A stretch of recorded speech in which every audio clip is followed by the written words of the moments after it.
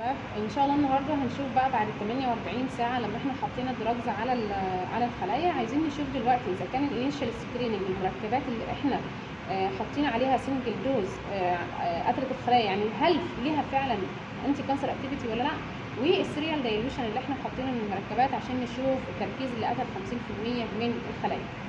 المفروض ان احنا في الاول بنوزن 5 مللي جرام ام تي تي ماشي في الايبندورف، باخدهم ادوبهم الاول في 1 مللي من البي بي اس. تمام، بحط على الكريستالز بتاعت او الام تي تي وبقفل الايبندورف بتاعتي وافضل بس عند الفورتكس لحد ما البودر كله يدوب في البي بي اس. المفروض الام تي تي لو انا خدته حطيته عشان ادوبه في الميديا مش هيدوب، لازم الاول الشركه بتقول لك لازم تدوبه الاول في البي بي اس وبعد كده خفف في الميديا واعمل اللي انت عايز تعمله.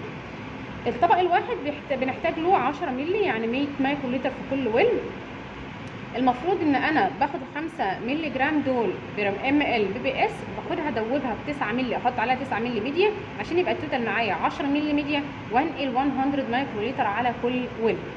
المفروض ان انا برمي الميديا من الطبق.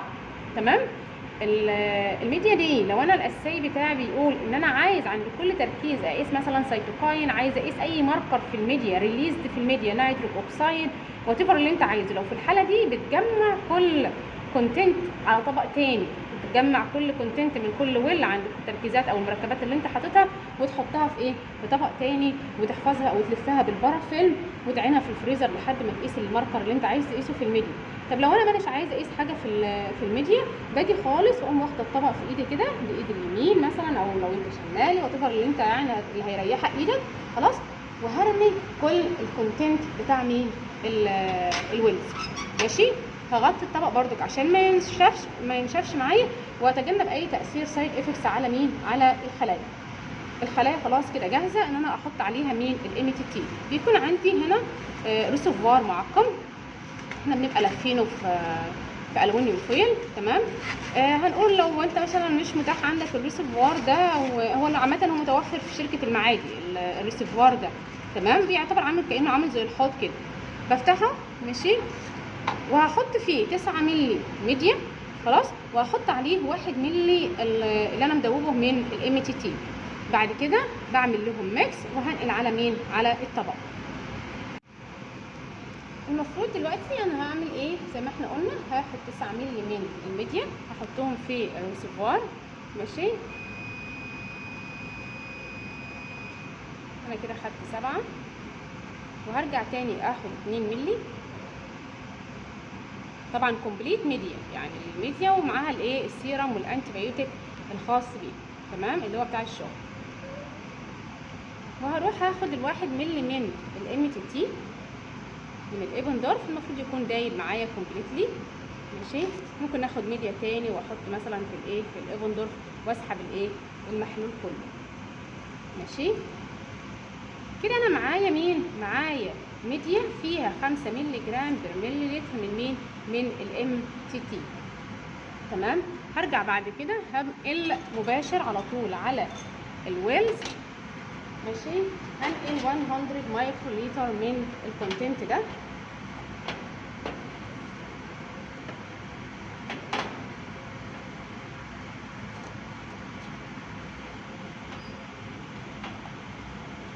هتاكد ان انا معايا المالتي تشانل موجود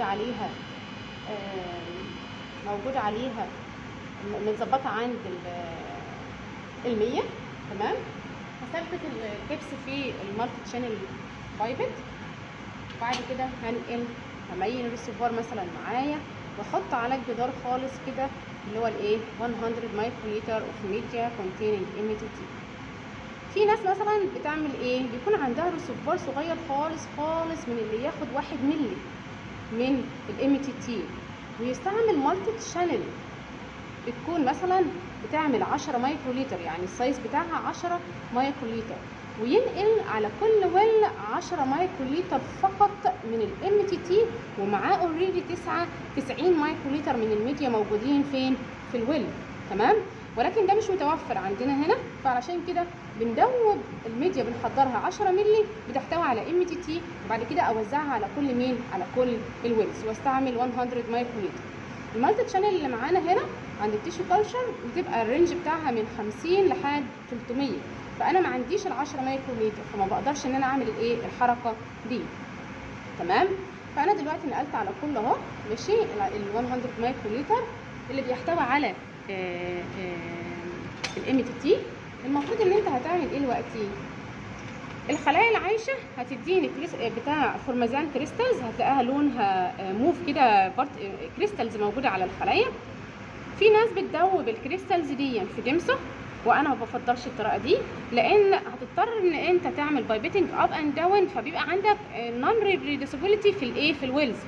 فاحنا بنعمل ايه؟ ماشيين ببروتوكول تاني خالص، ان انا بعد ال4 ساعات الكريستالز اللي عندي دي بحط عليها صوديوم دودوسايل سلفيت مدوباه في بي بي اس، تمام، وعليه بس كده ايه 1/100 نورمال اتش سي ال، وبحط على الكريستالز واسيبه اوفر نايت لحد ما الكريستالز دي كلها بتدوب.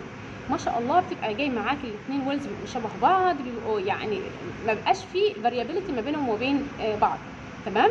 الناس اللي بتستعجل وتروح تدوب لا اما في ايزوبروبانول لا اما تدوب في ديمسو بيكون معاها الداتا مش مظبوطه. ولو جربوا البروتوكول اللي انا بقول عليه ان شاء الله بتطلع معاهم نتائج جميله جدا. هنتقابل تاني بعد ال4 ساعات نشوف شكل الكريستالز عامله ازاي، وهنحط الاس دي اس ازاي.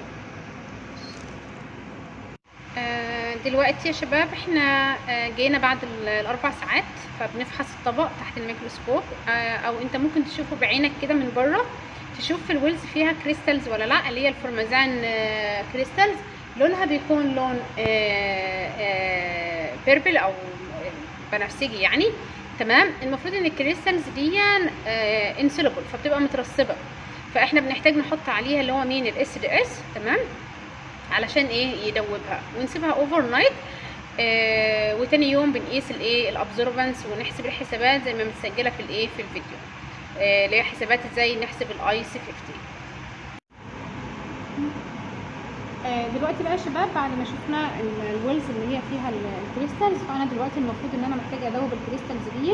فانا جاست ان انا هاخد الغطا بتاعي جنب، تمام، وادي الريسيفوار تاني اللي ايه اللي فيه الاس دي اس اللي احنا محضرينه، وهروح انقل على كل ويل 100 مايكروليتر من الاس دي اس، واسيبها لما اوفر نايت بكره، ونقيس الايه الابزوربانس عند 570 والباك جراوند عند 630، وبعد كده بنعمل الحسابات اوريدي متسجله على فيديو تاني، ومرفوعه اوريدي على الايه على القناه. تمام. طبعا ما برميش الميديا، انا لو رميت الميديا يبقى انا دلوقتي الكريستالز ممكن تقع معاها. في بروتوكول تاني بيقول ان انا اغسل الكريستالز دي عشان تبقى كريستالز بس صافيه معايا، ولكن في الحاله دي بنحتاج ان احنا يبقى عندنا سنترفيوج الروتر فيه ياخد طبق ال 96 ويل بليت، تمام، وده مش متاح عندنا في المعمل. فايه فبتسنطر عادي، وبعد كده ترمي وتغسل مرتين بالبي بي اس، وبعد كده بتدوب الكريستالز بالايه بالاس دي اس او الديمسو او الايزوبروبانول على حسب الايه البروتوكول اللي متاح معاك. المفروض بكره ان شاء الله هنيجي نبص هنلاقي فيه تدريج في اللون معانا. الخلايا الميته هيبقى لونها اصفر، والخلايا اللي هي عايشه هتبقى عاطيانا الكلر اللي هو الايه اللون الموف. تمام. بكره ان شاء الله دي هنسيبها بقى في الحضانه، وبكره ان شاء الله نكمل الايه الميجرمنت. السلام عليكم شباب. احنا كده خلاص، ده بعد الاوفر نايت انكيوبيشن ويز الاس دي اس. تمام. فالمفروض ان احنا بنصور الطبق، تمام، بحيث الكالرز اللي فيها، وبنروح نقيسه على المايكرو بليت ريدر. احنا عندنا هنا جهاز اللي هو البايوتك، تمام. بنحمل الطبق عادي، وبعد كده بنروح على السوفت وير. المفروض ان انا مظبط السوفت وير عندي على الابزورب يقيس لي عند 570 و 630 اللي هما التو فلترز. ده اللي هو البروجرام اللي هو او السوفت وير اللي هو الجين 5. المفروض ان هو بيقول لي اتاكد ان انت حطيت الطبق بتاعك، فبقول له تمام، وتتاكد طبعا ان انت حاطط الطبق كويس، ان الارتفاع بتاعه مش عالي عن الجهاز بحيث ان هو ما يبوظش. وفي الاورينتيشن الصح اللي هو من A لحد الاتش ومن 1 لحد 12. وبعد كده بتقوم قايل له اوكي، بيبدا الجهاز يقيس، وبعد كده بيبدا ايه يطلع لك الايه الداتا. بتاخد الداتا دي وتحطها في الاكسل شيت، تعمل حساباتك وتظبطها في الاكسل شيت بعد ما بتطرح ال 570 من ال 630، وتاخد النتائج بتاعتك دي وتدخلها على السوفت وير بتاع البريزم عشان تحسب الاي سي 50. واحنا اوريدي مسجلين فيديو على مين، على اليوتيوب، ازاي بتحسب الاي سي 50 باستعمال الجراف باد بريزم.